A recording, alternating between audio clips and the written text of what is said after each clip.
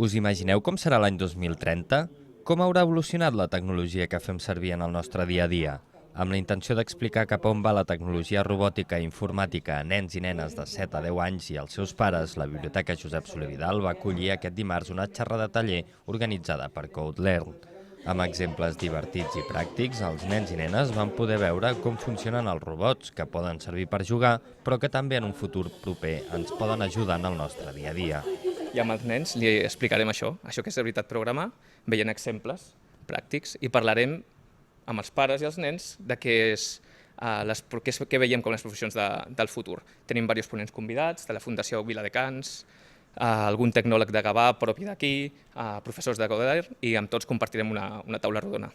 CodeLearn és una escola pionera a Catalunya en l'ensenyament de programació informàtica amb 7 centres pel territori, un dels quals va obrir el juliol a la nostra ciutat. En alguns països, com els Estats Units, aprendre a programar a l'escola ja és obligatori, una clara aposta per al desenvolupament d'aquestes tecnologies. És fàcil, és una acadèmia que ensenya als nens a programar jugant, és a dir, divertint-se. Els nens van jugant una sèrie de pantalles, assolint una sèrie d'objectius, guanyen punts, i a partir d'aquí van veient què és això de programar. Nosaltres ho combinem amb robòtica, ho combinem amb impressió 3D, etc., perquè vagin tocant unes tecnologies que ara no són accessibles a casa ni a l'escola.